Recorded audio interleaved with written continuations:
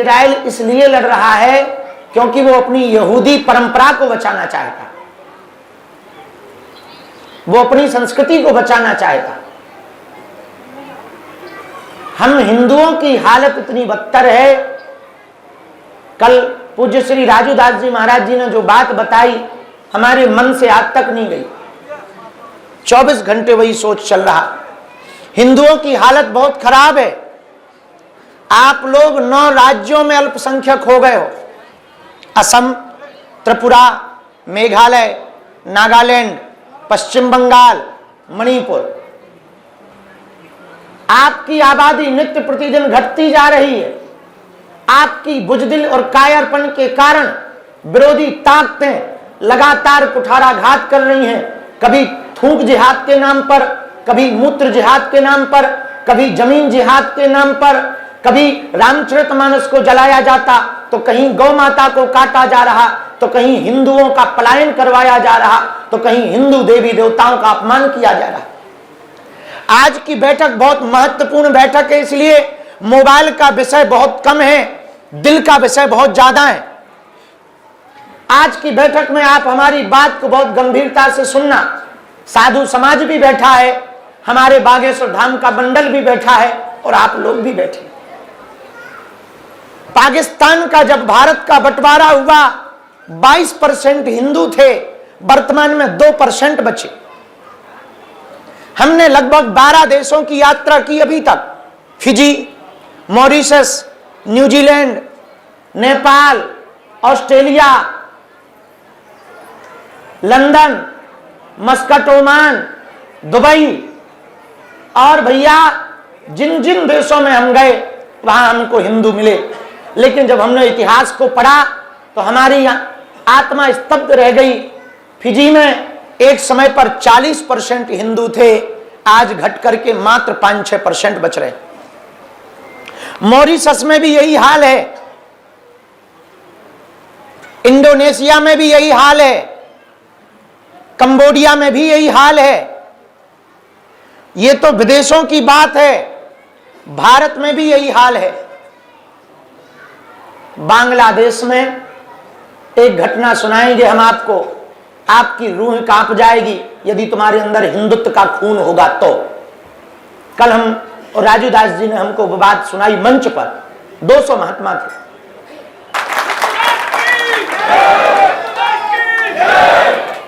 और यदि आप ये वाली लड़ाई लड़ने को तैयार हो, आप जवाब देने को तैयार हो, तो हम पद यात्रा करें। नहीं तो अभी भी कुछ नहीं बिगड़ा, क्योंकि पिछली यात्राओं में, पिछली बैठकों का अनुभव है। कई लोगों ने हमसे कह दिया बाबा तुम चिंता ना करो, हम ऐसा कर देंगे, हम ये कर देंगे, वो कर देंगे। बाद में पता लगा ऐसी हालत हो गई कि हमें रातों रात मुसीबत आ गई, वो लोग पीछे भग गए, फोन नहीं उठाए। सही बता रहे हैं। हाँ, उनका कोई काम आता था और उन्हें आशीर्वाद लेना हो, चमत्कार देखना हो, या कोनो भूत ऊत खेलन लगे या कछु, तुरंत अरे बाबा। और हमारी जब हमको कहा कि भाई पद यात्रा है, आप ऐसा कर देना, इतनी सी थोड़ी सी सहायता कर देना या हमारे साथ चल पड़ना, वो आए तो फोटो खिंचाए चले गए। बुरा ना मानना, हमारी बहुत विनम्रता पूर्वक प्रार्थना है, हमें धन की आवश्यकता नहीं है। इस पदयात्रा में कोई भी आपसे 1 रुपया मांगे, हमारी आज घोषणा है, किसी भी पदयात्रा में, धाम के किसी भी कार्य में भगवान की कृपा से सब चल रहा है। हॉस्पिटल वाले काम को छोड़कर बाकी हमको कहीं पर भी आपसे धन की आवश्यकता नहीं है। पदयात्रा में हमें आपसे आर्थिक सहयोग नहीं, तन और मन का सहयोग चाहिए। हाँ, दे दो तो मना भी नहीं है। आओ, कौन हमारे पिताजी मुख्यमंत्री हैं कि हम करवा लेंगे, तो दे दो तो मना भी नहीं है। लेकिन आर्थिक रूप से सहयोग की या सपोर्ट की आवश्यकता नहीं, आपके विचारों की सपोर्ट की आवश्यकता है, आपके साथ चलने के सपोर्ट की आवश्यकता है। क्योंकि ये पदयात्रा देश की भौगोलिक स्थिति बदलेगी। ये पदयात्रा चूंकि राजधानी से है, हम कल वृंदावन गए तो किसी ने कहा कि वृंदावन से दिल्ली तो सब आते हैं, आप दिल्ली से वृंदावन क्यों जा रहे हैं? हम कहा नेताओं को मुंह लेके कौन जाए, मुंह लेके ही जाना तो बांके बिहारी की तरफ लेके जाएंगे।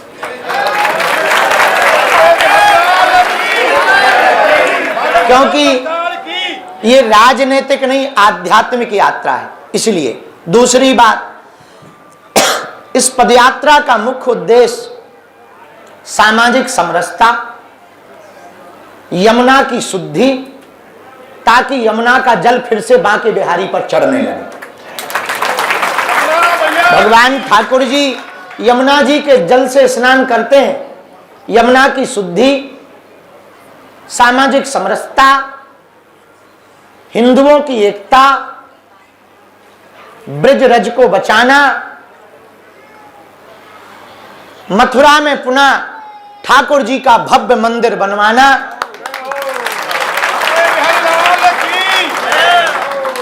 और भारत को हिंदू राष्ट्र बनाना, ब्रज की प्राचीन परंपरा और मंदिरों की रक्षा, संतों की रक्षा, और पूरे भारत के तीर्थ स्थल मुख्यतया वर्तमान में ब्रजधाम वृंदावन को मांस मदिरा मुक्त कराना, यह इस यात्रा के उद्देश्य है। और अंतिम उद्देश्य थोड़ा खतरनाक है, कई लोगों को मिर्ची लगेगी, पर लगे, हमको टेंशन नहीं। मंदिरों में, मस्जिदों में, गिरजाघरों में राष्ट्रीय गान बजाया जाए।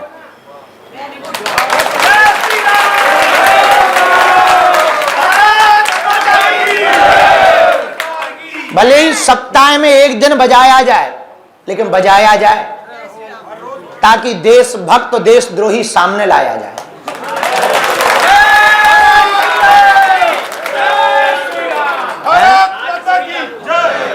हम भारत के बने, हम चाहते हैं इस देश में हिंदू मुसलमान ना हो, हम चाहते हैं इस देश में जातिवाद ना हो, हम चाहते हैं इस देश में क्षेत्रवाद ना हो, हम चाहते इस देश में भाषावाद ना हो। बुरा ना मानना, किसी को लग भी जाए तो हमें सॉरी नहीं बोलना है। 3000 साल पहले पूरे विश्व में केवल सनातनी परंपरा के लोग थे, केवल सनातनी परंपरा के लोग थे। अब इससे आकलन कर लो कि हम जहां जहां भी मानव सभ्यता के लोग हैं, वहां सब हिंदू थे।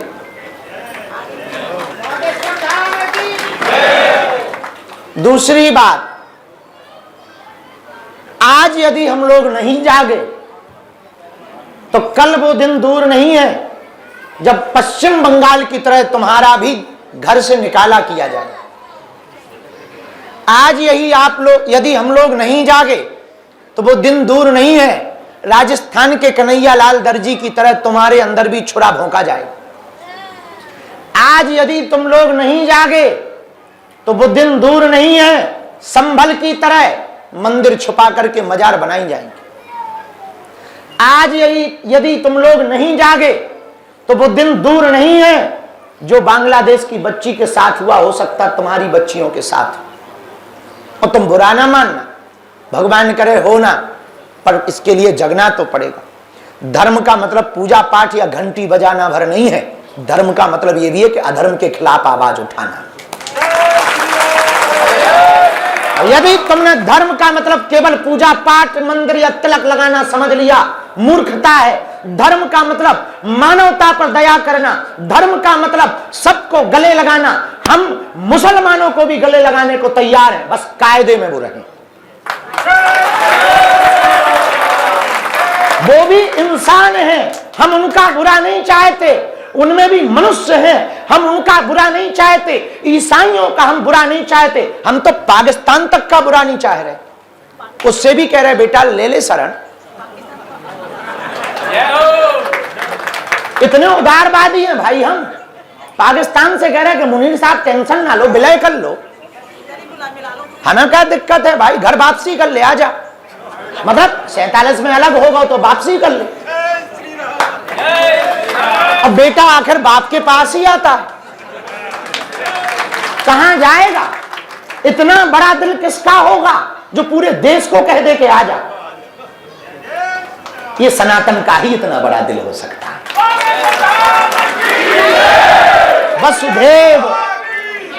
वसुधैव कुटुंबकम है हमारा सनातन धर्म। सबको अपना मानने वाला है हमारा सनातन धर्म। सब में प्रेम भरने वाला है हमारा सनातन धर्म। इसलिए इस बार की जो पदयात्रा है वो बहुत महत्वपूर्ण पदयात्रा है। हमें 10 दिन का साथ आपसे चाहिए। यदि आपका हिंदुत्व का खून खोले तो, और यदि ठंडा हो तो घर बैठना, बुराई भी नहीं। हम अकेले चलेंगे, हमें तो यात्रा करनी है, हम अकेले चलेंगे, लड़ेंगे, गिरेंगे, धक्के खाएंगे, बेइज्जती सहेंगे, वीडियो पे गालियां खाएंगे, लेकिन हम अकेले चलेंगे। और आपका भाव जागे।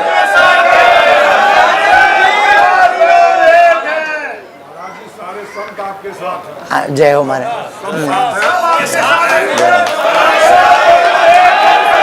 देखो, हमारे पास ना कोई बल है, ना हमारे पास कोई व्यवस्था है। और एक बात कह दें, हम किसी के भरोसे भी नहीं, ना किसी सरकार के भरोसे, ना किसी नेताजी के भरोसे, केवल बजरंग बली के भरोसे। हमारा बल साधु संतों का आशीर्वाद, बालाजी की कृपा और आप लोगों का साथ है, एक ही बल है। दूसरी बात, 7 तारीख से यात्रा प्रारंभ है, 16 को विराम होगी। कात्यायनी माता मंदिर से यहीं से ध्वज उठेगा, उसके लिए हम पूरे ट्रस्ट को धन्यवाद दे रहे हैं। पूरे दिल्ली के लोग, जितने भी मंडल के लोग आए हैं, अपने अपने काम लिख लो। सुंदरकांड मंडल अपना काम लिखे, हरियाणा वाले अपना काम लिखो, प्रधान जी तुम अपना काम लिखो। मीटिंग में आओ तो पेन कागज लेके आओ, निकालो। पेन कागज नहीं है, मोबाइल से लिखो, और आज ही उसका पेपर बना करके कल उसका पेपर जन जन तक अपने अपने मंडल में पहुंचाना है। बुंदेलखंड सुंदरकांड मंडल वाले कहाँ हैं? लिखिए, पेन कागज निकालो। दिल्ली मंडल कहाँ है? चलो लिखो, पेन कागज लो। और कौन सा मंडल आया? पलवल, पानीपत, गौतम जी लिखो। पेन कागज नहीं ले आए, ठलुआ बन के यहाँ फोन पे। अब कल ही पेपर छप जाए, कल ही बैनर छप जाए, आओ, नहीं तो हम तुम्हारे घर के बाहर फांसी लगा दें। बुंदेलखंड मंडल, हाँ आप बैठे। सुंदरकांड मंडल, और जो भाव रखते हो वो लिखो। रोहिणी मंडल आया है? हाँ, रोहिणी मंडल लिख लो भैया। विंध्यवासिनी मंडल कहाँ है? शास्त्री जी का लिख लो। और रामलीला मंडल तुम्हारा ही है? चलो पेन कागज निकालो। मयूर विहार वाले, चलो लिखो। अब चूक ना जाइयो, प्रभारी जी के साथ सुंदरकांड मंडल की अभी बाद में फिर बैठक होगी, तो सबके नाम, नंबर, सब तक संदेशा और सबके कार्य। पहला कार्य मंडलों का अपने अपने क्षेत्र की, अपने अपने जगह की लिस्ट जमा करना है, कितने लोग पदयात्रा में साथ चलेंगे, क्योंकि उतना ही तो हमें राशन मंगाना है, उतनी ही हमें गद्दे उठवाने, उतना ही बड़ा हमें टेंट लगवाना। कहना सरल है, झंझटें इतनी है। टेंट, राशन, पानी, रुकने की व्यवस्था, टेंट की व्यवस्था, गद्दों की व्यवस्था, कंबल की व्यवस्था, सबसे ज्यादा लफड़ा है सुलभ की व्यवस्था। खिलाना तो सरल है, नहलवाना बड़ा कठिन है, और सुबह वाला निस्तार करवाना बड़ा कठिन है। अब उतना ही मंगाने पड़े, 10 जगह मंगाना, 10 जगह टेंट लगाना, 10 जगह भंडारी बनाना, एक एक जगह पर 1,000 भंडारी भोजन बनाए। 18 जगह भंडारा है, क्षमा करो, दोपहर का और शाम का। इसलिए आपकी लिस्ट हमारे लिए इसलिए जरूरी है कि हम आकलन तो लगा पाए कि पूरी कितने किलो बनवानी।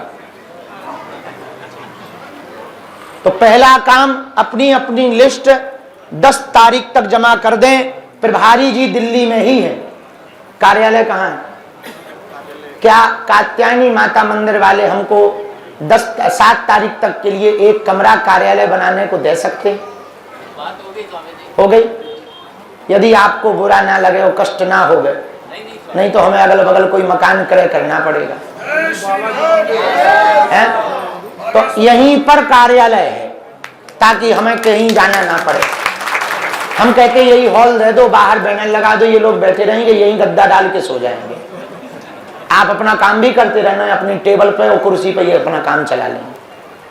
तो कार्यालय भी यही है, सुंदरकांड मंडल भी अब यहीं बैठेगा, केंद्र के लोग भी, केंद्र मतलब बागेश्वर धाम के लोग भी यहां बैठेंगे, यहीं से सूचना जारी होगी, यहीं सबकी लिस्ट जमा होगी।